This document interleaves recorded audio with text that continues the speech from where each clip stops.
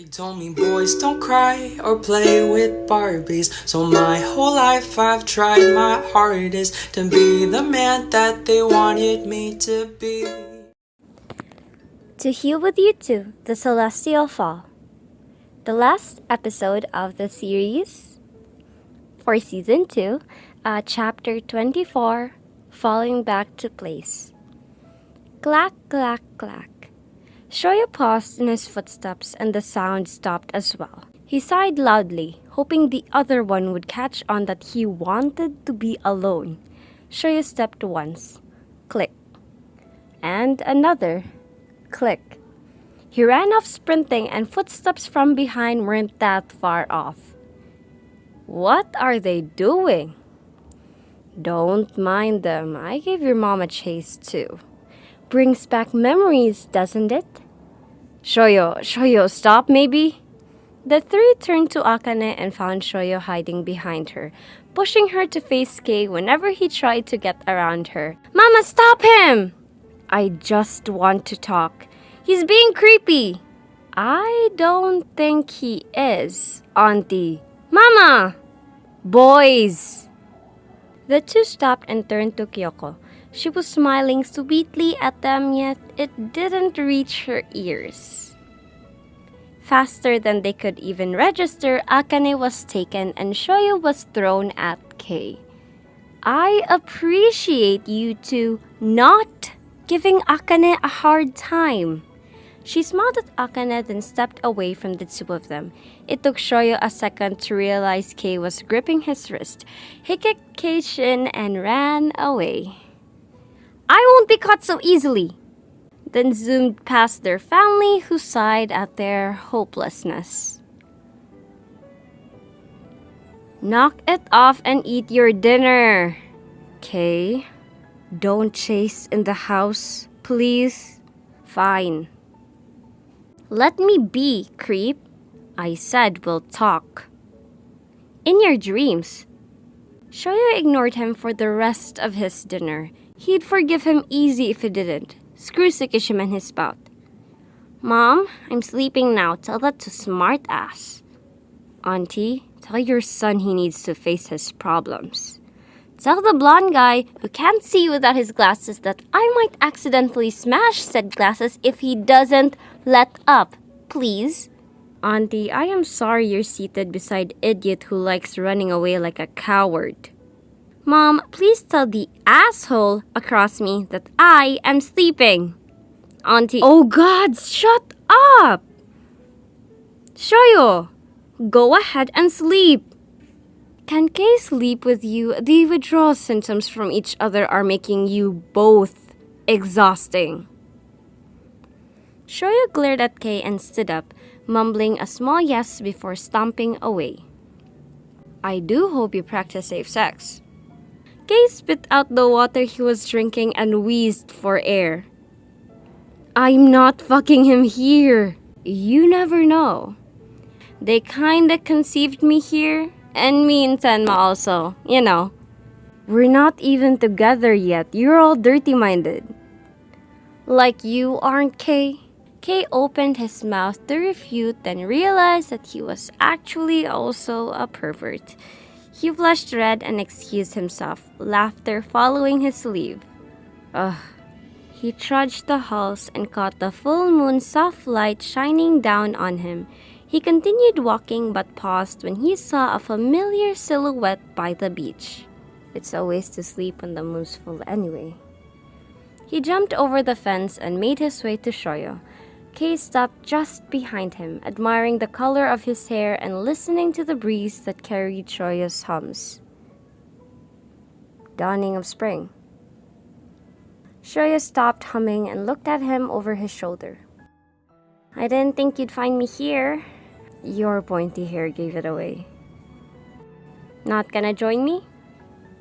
Was waiting for the invite. Kei stood beside Shoyo, looking at the other and trying to burn the image in his memory. Shoyo looked pretty, like a dream. Closed eyes, ginger lashes, and a nose he now wants to bite. A pair of amber eyes met his, and he looked away, embarrassed that he got caught. Help me up? Kay nodded and took his hand. Shoyo got up and dusted the sand off. It's a good night to take a walk. Want to run the place? I know the way back. My personal guide. Kay softly laughed while Shoyo smiled. He looked at the outstretched hand Shoyo offered and glanced back up to Shoyo. I might get lost. Okay. He took his hand and they walked along the beach. They took their time walking in silence. Sometimes Shoyo would let go and run ahead to grab the seashell he saw. He shoved it to Kay for him to see, then placed it down to take Kay's hand again and resume their walk. Kay just chuckled at the impulsiveness which earned him a pout. The sea was calm and the moon was bright. It's a silent night save for the crashing of the waves, but even then that was calming. The moon's beautiful, don't you think? Shoyo stopped him with a subtle tug, his eyes stuck to the moon. Kay smiled at him. I love you was the meaning of those words, and Shoyo said it to him. It really is. He squeezed his hand a little and got a blush in reply. Shoyo was adorable. He might have meant the moon was literally really beautiful and accidentally used the wrong phrase. Let's sit?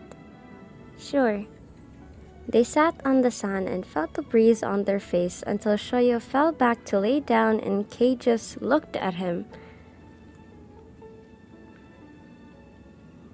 Kay! Moon is beautiful. Moon is you. Suki's moon. English Shoyo better. You beautiful. Thanks. Kay is to mate the moon. Kay bit his cheek to stop the smile, but Shoyo wanted to see him smile. Red moon like Shoyo patted up his cheeks and focused so hard on making his face go red, just like on New Year's. Kay let out a laugh and laid beside him. Kay, tsukishima-ke. Tsukishima-ke. Shoyo smiled at the sky and Kay continued. You're unbearable sometimes. You love me. Strawberry shortcake. You sure? Yes. Shoyo found Kay's hand again and wove their fingers together, just like how they traveled down memory lane, always together. Yes. Kay loves Shoyo. Kay kissed my forehead twice, but don't tell Kay. Shoyo rolled on him and sat on his waist. Does Kay not love Shoyo?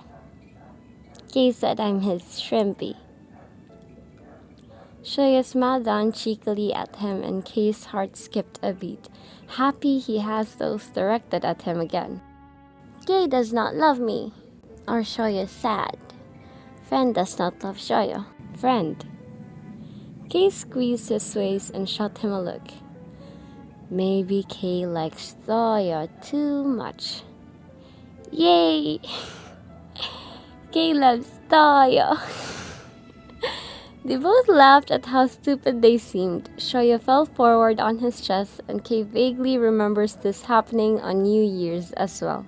He remembers notifying the butlers to get them that night as Shoyo fell asleep on him. He just can't believe he has Shoyo in his arms, sober and mere inches away. You remembered? A week ago I had a vivid dream of it. When you smiled, I knew it was a memory from New Year's. Kay loves Shoyo, huh? I said maybe. That's fake news. You called me my shrimpy. I think you heard wrong. You know I can hear your heartbeat, right? Taftishima. Kay wrapped an arm around his waist, planted his feet on the stand-up, and forced them to sit up. Warning me is the norm. At least you're opening up to me again, Shoyo. Call me Taftishima all you want, but we both know I'm here for you. To be with me. To get you through this. Kay bumped their foreheads together and chuckled airily. You remembered. How can I forget? Shoyo let go of his hand and wrapped his arms around his neck. He gave Kay a short peck and delighted at the sight of him blushing. So, what do we do now? We're leaving Miyagi for Tokyo, transferring to Nekoma, and if you want to, a therapist, maybe? There's rapist and therapist. He laughed when Kay groaned in response. It was cut short, however, when a bite landed on his nose and he yelped while hitting Kay.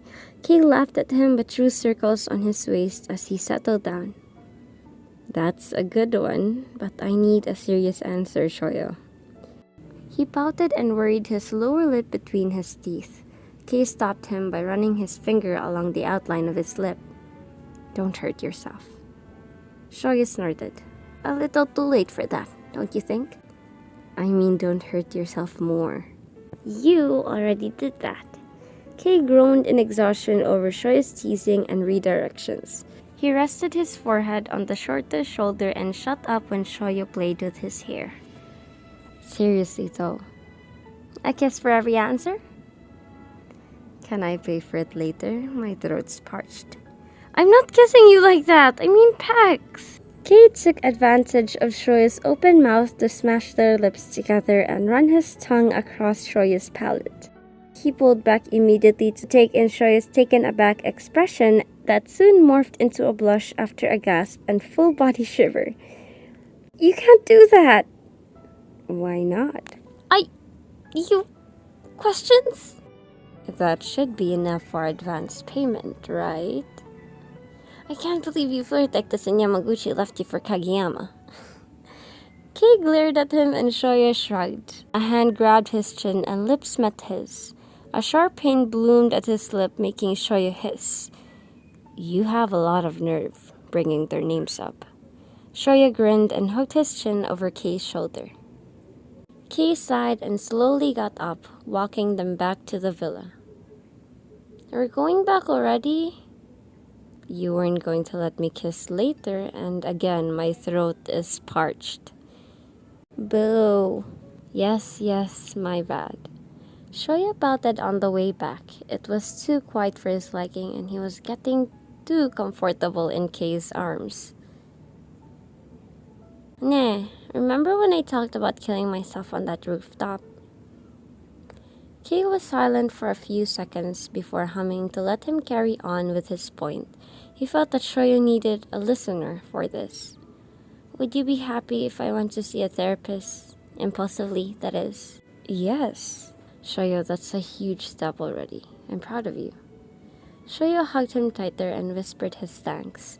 Kay walked them back to the villa, shoulder a lot lighter than before, despite a ginger on his back. He'll stay right by Shoyo this time around, he promises. He tried to drop Shoyo off by his room, but he wouldn't let go. Come on, you have to sleep. No. Shoyo held onto him tighter and shook his head against Kay's shoulder. Maybe it was because it's been weeks since they've been physically touching that Shoyo's not going to let Kay off that easily. I can't have you in my bed tonight? Only to cuddle. And kiss? Just cuddle. Kiss. Shoyo. Kay. Shoyo pulled back to give Kay a pout.